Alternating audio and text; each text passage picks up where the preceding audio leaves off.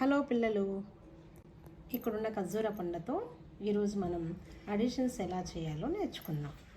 First 0 plus 0 plus 0 equal to 0 అవుతుంది. ఎందుకంటే 0 అంటే ఇక్కడ ఏ వస్తువులు ఉంచరాదు, ఇక్కడ 0 అంటే ఏ వస్తువులు ఉంచరాదు. ఇక్కడ వస్తువులు ఏమీ లేదు కాబట్టి మనం 0ని చూపించాలి ఆన్సర్గా. నెక్స్ట్ 1 ప్లస్ 0 ఈక్వల్ టు ఎంత? 1 అంటే ఇక్కడ ఒక ఖర్జూర పండు తీసుకుందాం, ప్లస్ 0 అంటే ఇక్కడ ఏ వస్తువు ఉంచరాదు, ఈక్వల్ టు కూడిక అంటే కలపాలి. కాబట్టి ఇక్కడ ఎన్ని ఖర్జూర పండ్లు ఉన్నాయి, ఇక్కడ ఎన్ని ఖర్జూర పండ్లు ఉన్నాయో మొత్తం కలపాలి. మొత్తం ఎన్ని ఖర్జూర పండ్లు ఉన్నాయి? ఒకే ఒక ఖర్జూర పండు ఉంది. కాబట్టి దీని ఆన్సర్ 1. ఒక ఖర్జూర పండుని ఉంచుదాం. దాన్ని సింబల్ రూపంలో ఇలా రాయాలి. ఇప్పుడు 1 ప్లస్ 1 ఈక్వల్ టు ఎంతో చూద్దాం. 1 అంటే ఒక ఖర్జూర పండుని తీసుకోవాలి,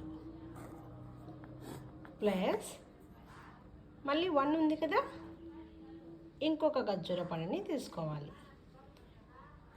ప్లస్ అడిషన్ అంటే ఏమని అర్థం? కలుపుకోవాలి. అంటే ఇక్కడ ఉన్న వాటిని ఇక్కడ ఉన్న వాటిని కలుపుకోవాలి. మొత్తం ఎంత ఉందో చూద్దాం. 1 2 1 2 టోటల్గా మనకు 2 ఖర్జూర పండ్లను పెట్టాలి. 1 2 2 ఖర్జూర పండ్లను పెట్టాం. దీన్ని మనం సింబల్ రూపంలో ఇలా రాస్తాం 2. ఇప్పుడు 2 ప్లస్ 1 మొత్తం ఎంతో చూద్దాం. 2 అంటే ఎన్ని ఖర్జూర పండ్లు తీసుకోవాలి? 2 తీసుకోవాలి. 1 2 తీసుకున్నాం. నెక్స్ట్ ఇక్కడ 1 ఉంది కదా, అంటే ఒక ఖర్జూర పండుని తీసుకోవాలి. టోటల్గా ఎన్ని ఖర్జూర పండ్లు అయిందో లెక్కిద్దాం. అడిషన్ అంటే ఏమనుకున్నాం? కలపాలి. 1 2 3 అంటే 3 ఖర్జూర పండ్లను పెట్టాలి.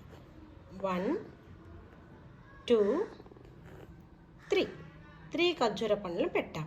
దీన్ని మనం సింబల్ రూపంలో ఇలా రాస్తాం. నెక్స్ట్ 3 ప్లస్ 1 ఈక్వల్ టు ఎంతో చూద్దాం. 3 అంటే ఇక్కడ 3 ఖర్జూర పండ్లను పెడదాం. 1 2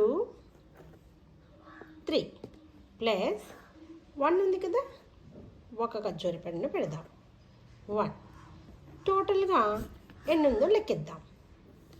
1 2 3 4 అంటే ఇక్కడ మనం 4 ఖర్జూర పండ్లు పెట్టాలి. 1 2 3 4ని మనం సింబల్ రూపంలో ఇలా రాస్తాం.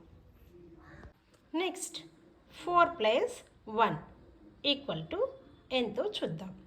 4 అంటే ఎన్ని ఖర్జూర పండ్లు పెట్టాలి?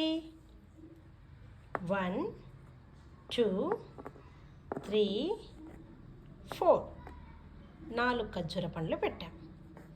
ఇక్కడ 1 ఉంది, అంటే ఒక ఖర్జూర పండు పెట్టాలి. టోటల్ అంటే కలుపుకోవాలి కదా, లెక్కిద్దాం. 1 2 3 4 5 4 ప్లస్ 1 ఈక్వల్ టు 5. ఇక్కడ 5 ఖర్జూర పండ్లు పెడతాం. 1 2 3 4 5. నెక్స్ట్ 5 ప్లస్ 1 ఈక్వల్ టు ఎంతో చూద్దాం. 5 అంటే 5 ఖర్జూర పండ్లు పెట్టాలి.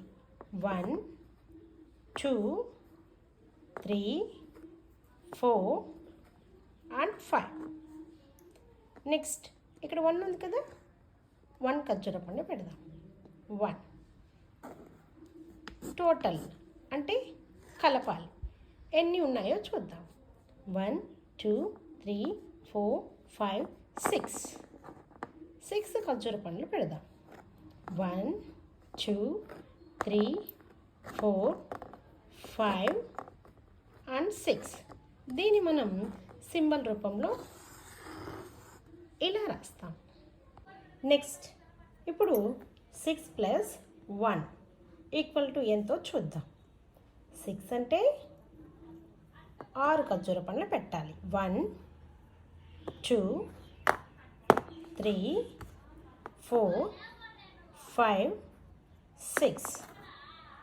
నెక్స్ట్ ఇక్కడ 1 ఉంది కదా, దాని కింద ఒకే ఒక ఖర్జూర పండు 1 ఈక్వల్ టు ప్లస్. ప్లస్ అంటే ఏం చేయాలి? అంతా కలుపుకోవాలి. కలుపుకుందామా? 1 2 3 4 5 6 7. 7 ఖర్జూర పండ్లు పెడదాం. 1 2 3 4 5 6 అండ్ 7. దీన్ని మనం సింబల్ రూపంలో ఇలా రాస్తాం. నెక్స్ట్ 7 ప్లస్ 1 ఈక్వల్ టు ఎంతో చూద్దాం. 7 అంటే 7 ఖర్జూర పండ్లు పెడదాం. 1 2 3 4 5 6 7. నెక్స్ట్ ప్లస్ 1 అంటే ఒకే ఒక ఖర్జూర పండు 1 పెట్టాను. టోటల్ అంటే కలుపుకోవాలి. కలుపుకుందామా?